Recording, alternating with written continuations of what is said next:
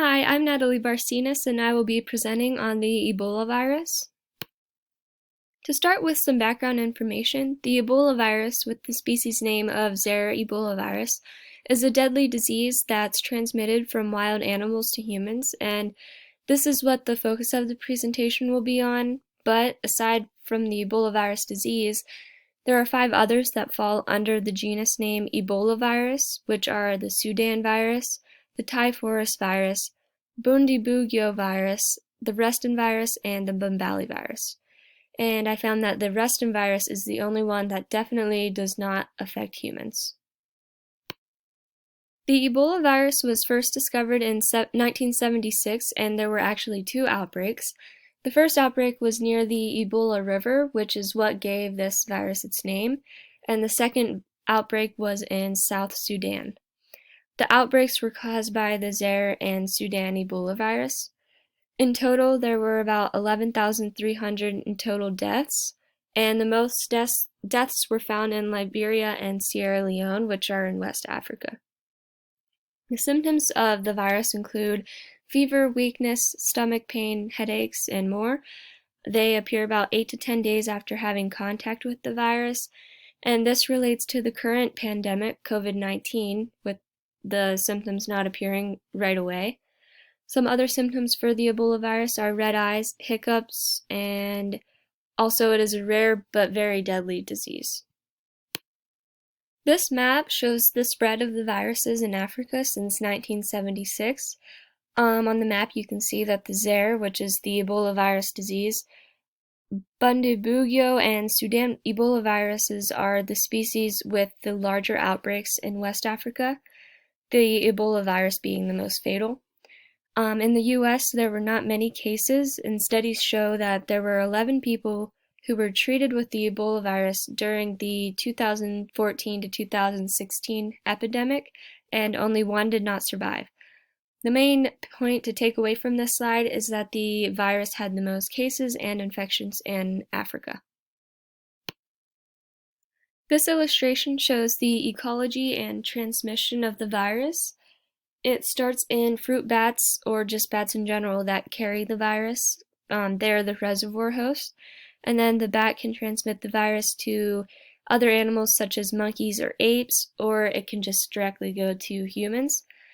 If it goes to humans, it turns into the spillover event, and this is when an animal or human becomes infected through contact with the bat, which is the reservoir host.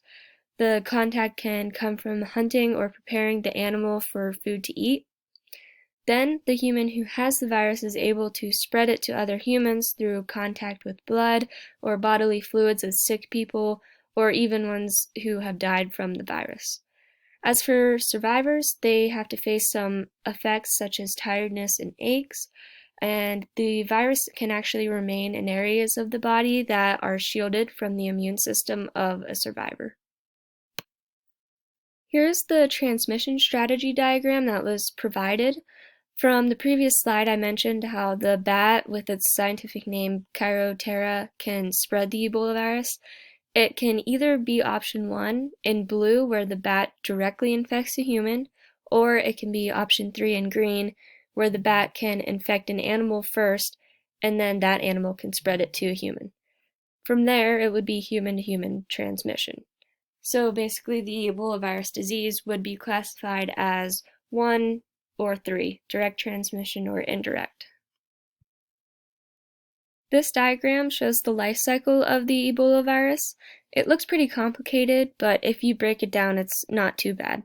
So to walk through this, the Ebola virus enters a cell by binding to receptors in the macropinocytosis pathway, and I found that some people may disagree with this first step. In the endosome, proteolytic cleavage and other factors trigger the uncoating of nucleocapsids, and this is shown on the left side. As for fusion of the Ebola virus, NPC1 induces it. Moving on to transcription, viral mRNA is transcribed by the viral polymerase RNP, which is the form of the viral genome that has been replicated.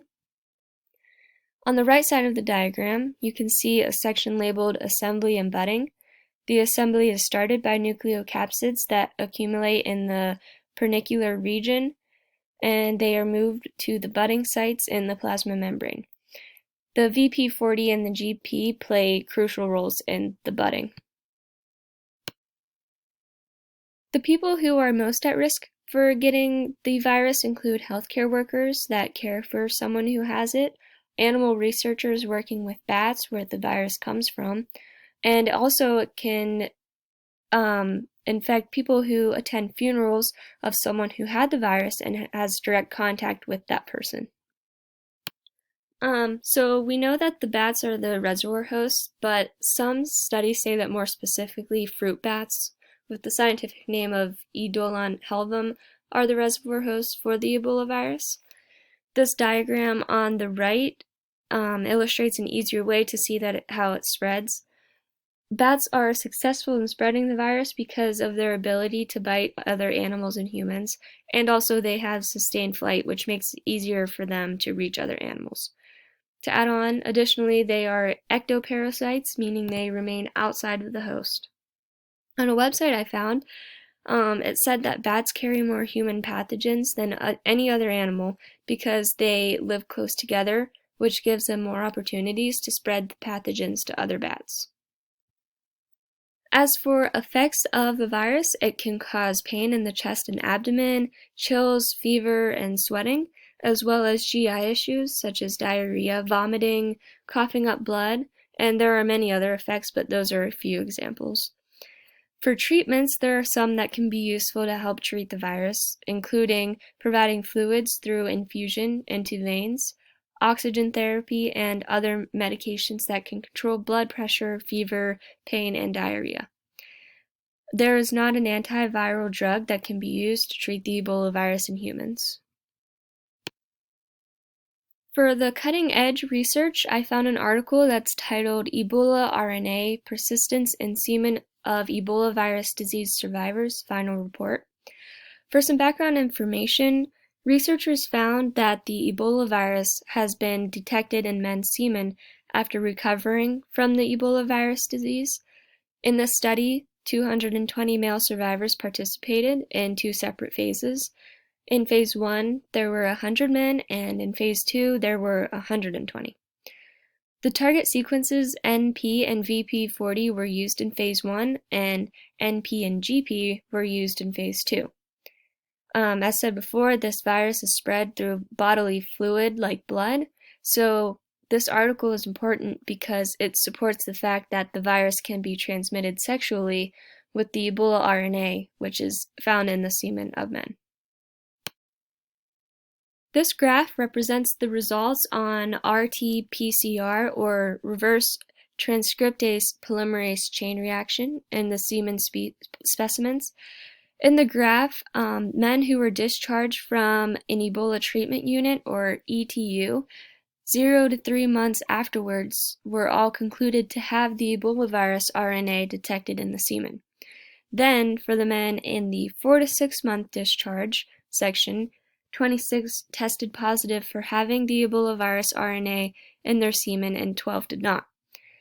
The next section shows that even though there were many participants in the 7 to 9 month range, only 15 of the 60 men had Ebola virus RNA in the semen. And as you can see in the following months, positive cases dropped significantly compared to the negative cases, which means that there is a declining persistence of the RNA with increasing time of the ETU discharge. For the second cutting-edge research, I came across an article that is titled Innate Immune Evasion by Filoviruses.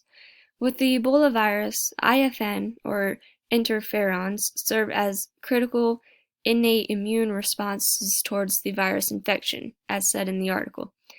Researchers found that the VP35 proteins are able to block RLR pathways that ultimately trigger the IFN production for the virus. The diagram on the right represents the ability of the VP35 to block the IFN in multiple steps. It shows the virus entering the cell and escaping the cytoplasm to replicate, The RIG1 and MDAS represent the products of the viral RNA synthesis.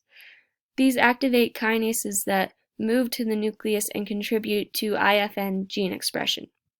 And finally, you can see that the VP35 protein binds to dsRNA, which is the product of the synthesis, and it blocks the PACT activation of RIG1, which ultimately prevents the phosphorylation of IRF3 and 7. And here are my works cited pages, and that's the end of my presentation. Thank you.